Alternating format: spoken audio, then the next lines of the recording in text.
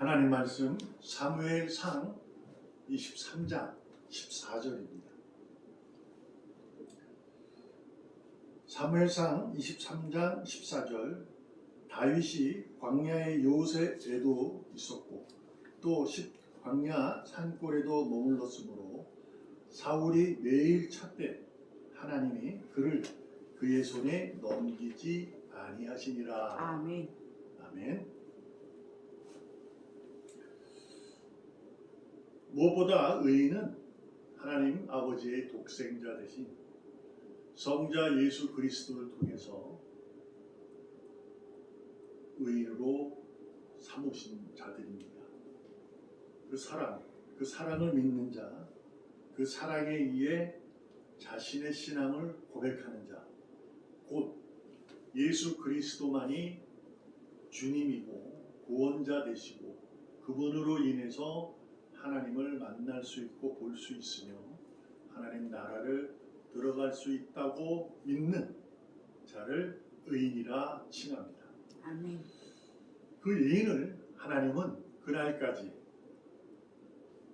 예수 그리스도의 재림, 심판한 그날까지 하나님은 그 의인을 언제나 어디서나 무엇을 하든지 그를 의롭다, 존귀하다, 보배롭다 하십니다.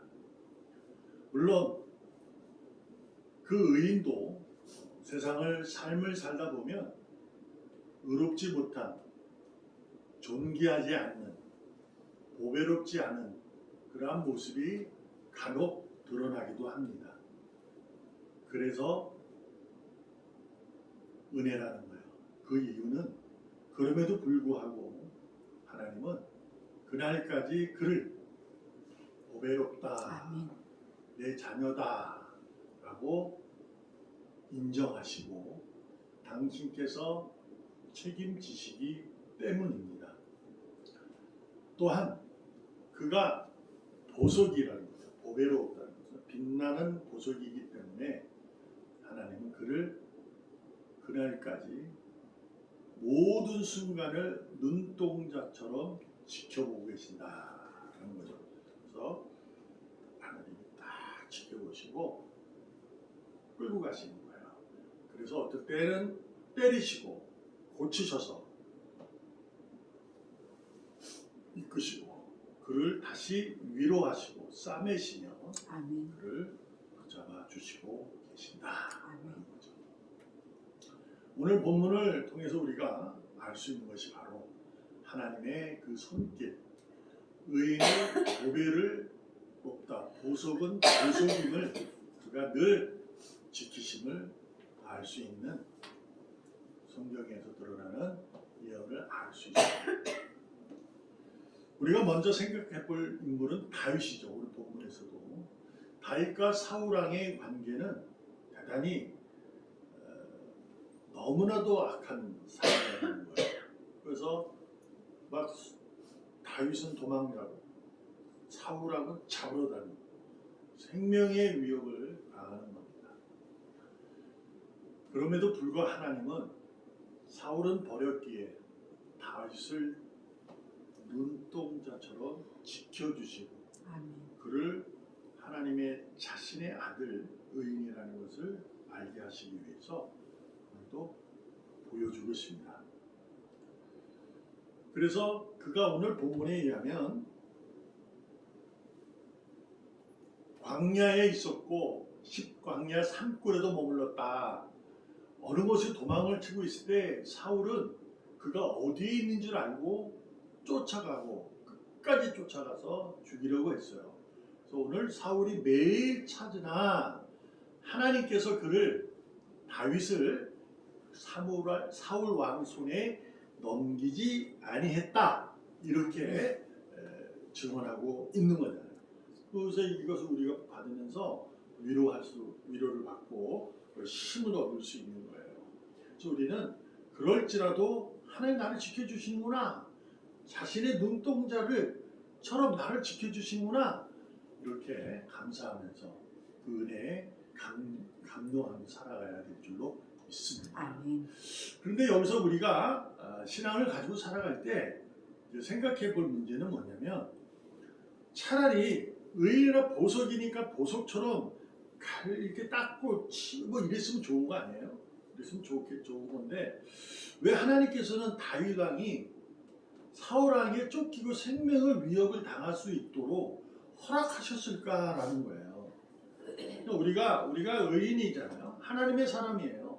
근데 내가 삶을 살아가면서 왜 내게 이러한 시련과 고난을 허락하셨을까? 이런 거죠. 내가 예수 믿고 그러면 하나님의 좀 헌신적인 생활을 좀 하고 그러면 그냥 좀 잘 나가게 해주지. 왜 더 억울하게, 더 힘들게, 더 외롭게, 괴롭게 만드실까라는 것이죠. 그래서 어떤 사람들은 의인으로 신앙생활을 하다가 교회를 떠나는 사람들이 있어요. 물론 사람에 의해 시험 들어서 가는 경우도 없잖아 있기는 하지만 어찌됐든 교회를 떠날 때는 하나님께서 왜 나에게는 저 집사님처럼 왜 내게는 이러한 복을 허락하지 않지? 여기는 아닌가 봐. 다른 교회 한번 가보자 하고 또 가고 그곳을 또 그러고 뭐 이러는 경우도 있게 됩니다. 그래서 우리가 생각해 볼 것이 지켜주시고 보배롭다 하시는데 왜 이런 상황을 허락하셨을까라는 거예요. 근데 하나님의 계획은요 목적이 없는 경우가 없습니다. 다윗 왕에게 즉 의인들에게 분명한 목적이 있어요.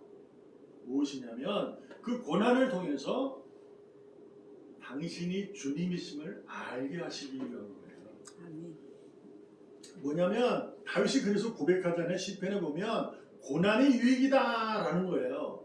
고난을 당하니까 이 사망한 음침한 골짜기를 걸으니까 주님의 손길과 그분의 안위가 있으므로 내가 여기서 벗어날 수 있었고 내가 이 사망의 골짜기를 걸어가는데도 해를 당하지 않았다는 것을 그 후에 알게 되는 거잖아요. 또 고난을 통해서 하나님은 다윗아 내가 너의 주님이야 너의 주다 이것을 알게 하신 거예요. 우리도 마찬가지예요. 우리도 이 고난을 통해야만 하나님을 하나님으로 인정이 되는 경우가 많아요. 그것이 왜 그러냐? 이것은 그래 그렇지만 그렇지 않아요. 왜냐하면 인간은 연약하거든요. 불완전한 존재예요. 하나님의 은혜로 의인이 되어도 완전하지 못해요. 불완전해요. 그래서 어떤 상황에 있으면 흔들리는 거예요. 걱정이 있는 거예요. 염려가 있는 거예요. 그때 하나님께서 그것을 고쳐가는 거예요. 하루 이렇게. 그래서 오래 참으시는 분이다 이러잖아요. 사랑이 많으신 분인데 오래 참으신다는 거예요. 오래 참는다는 얘기는 사랑으로 오래 참으신다는 거예요. 용서를 하고 계속 하신다는 거예요. 왜요? 자신이 자녀잖아요. 독생자의 생명을 통해서 몸의 찢김과 피 흘림을 통해서 산 자인데 얼마나 귀하겠어요. 그래서 끝까지 책임져 주시는 거예요. 그래서 그 고난을 통해서 무엇을 연단하시냐? 마음을 연단하는 거예요. 곧 믿음을 연단시킨다. 믿음을 훈련시킨다라는 거죠. 그래서 보석은요, 우리가 보석 매개에서 이렇게 캐면 돌덩어리예요, 돌덩어리. 근데 그것을 깎고 다듬어서 보석이 되는 거거든요. 그래서 하나님께서 지난주 설교에도 말씀을 잠깐 예를 들었지만 억울하고 힘들고 어찌할 수 없는 상황에 주님은 말씀하시잖아요. 가만히 있어라. 내가 구원자임을 너에게 보이겠다. 라는 거예요.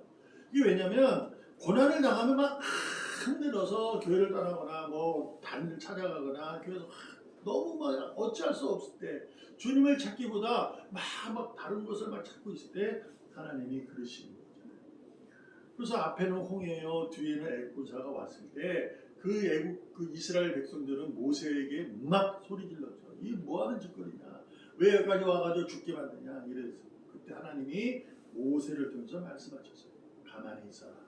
내가 구원을 이룰 역사를 봐라. 이렇게 해서 홍해를 쫙 가르게 된 거거든요. 우리가 무엇을 배울 수 있냐? 여러분과 제가 의인이라는 사실에 즉 주 예수 그리스도께서 예수님이 나의 구주이심을 신앙으로 고백하는 의인이라면 그러한 곤란한 다윗처럼 힘든 생명의 위협을 당하는 순간에 와서 그럴지라도 가만히 있어요. 가만히 있다는 게 뭐냐면 하나님을 의지하고 그분의 손길을 기대하고 내가 하여야 할 믿음의 능력을 나타내는 거야. 컵에다가 흙탕물을 집어넣으면 흙탕물을 없앤다고 막 흔들면 안 없어요.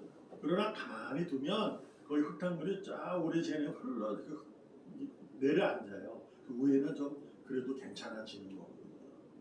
이러한 논리적으로 봤을 때 그러는 거죠. 그래서 우리는 가만히 있다는 얘기를 다윗처럼 있어야 되는 거예요. 그게 어떤 거냐? 다윗은 어떻게 했어요? 피할 길을 열어주신 하나님이 그 길로 가는 거죠. 가다 보면 좀 이상한 상황이 왔는데도 미친 역할을 하면서도 피하는 거예요.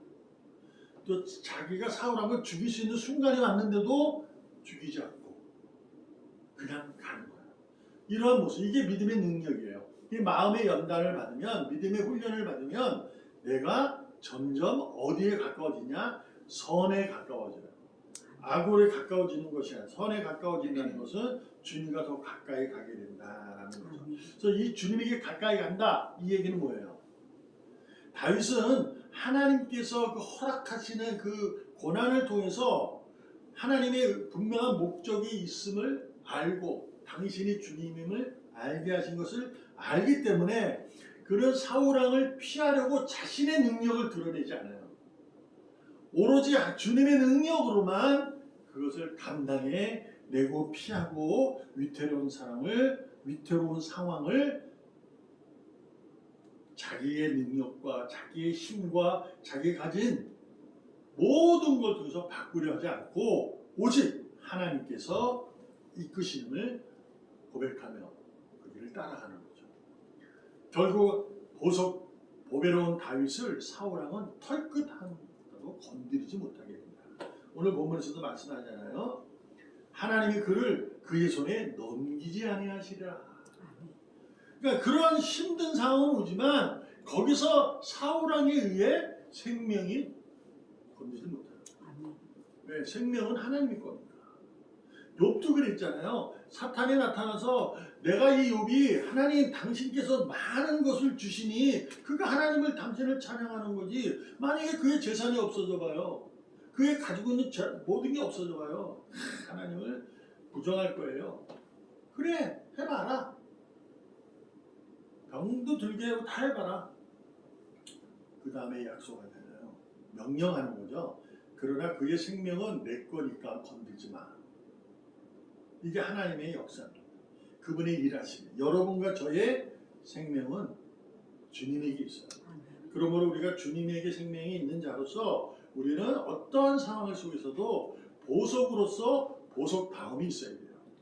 하늘 영광 버리신 주님께서 비천한 우리의 몸으로 왔지만 그분은 주님이신 거죠. 하나님이시다 이거예요. 십자가로 보석인 여러분과 저 의인을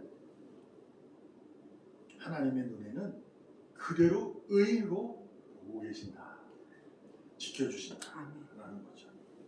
이사야 43장 2절에 보면 내가 물 가운데로 지날 때에 네가 나와 함께 할 것이라. 강을 건널 때에 물이 너를 침몰하지 못할 것이고 내가 불 가운데로 지날 때에도 타지도 않고 불꽃이 너를 사르지도 못할 것이다. 아멘. 하나님이 함께 하시니 이게 무슨 얘기냐면 물을 지나지도 않고 불이 타지도 않는다는 얘기는 고난은 있다는 거예요. 우리가 물 가운데로 걸어갈 때도 있고 불길 가운데도 걸어갈 때가 있어요. 나갈 때가. 근데 내가 너와 함께하니 그것들은 별거 아닌 거야. 아멘. 내가 너를 지키는 거야. 여러분과 제가 정말 안전하고 정말 행복한 삶을 기대하는 주님 안에서 그분의 손길에 붙잡힌 바 되어 그분이 이끄시는 대로 겸손하게 순종함으로 인내하고 충성의 길을 걸어가야 될 줄로 믿습니다. 아멘. 오늘도 하나님은 우리를 보석이라 인정하시고 그날까지 우리를 책임져 주실 것입니다. 아멘. 그 책임에 감사하면서 오늘도 내게 허락한 모든 상황 속에서도 꿋꿋하게 믿음의 능력으로 말씀 위에 굳게 서서 아멘. 힘차게 내딛는 걸음, 그 걸음에 의해 복된 삶이 되기를 주님의 이름으로 축복합니다. 아멘. 기도합니다. 살아계시는 하나님 아버지 감사합니다. 세상에서 가장 안전한 행복한 복된 삶은 주님에 의한, 주님께서 보석이라 보배롭다 존귀하다 의롭다 하신 그분의 능력 안에서 있음을 고백합니다. 아멘. 아버지 하나님, 다른 헛된 길을 걷지 않고 딴 길로 가지 않고 오직 주님이 기대하시고 주님이 이끄시는 대로 순종하며 걸어갈 수 있도록 믿음의 능력을 더하여 주시옵소서. 아멘. 살아계시는 예수님의 이름으로 감사하며 기도합니다. 아멘. 아멘.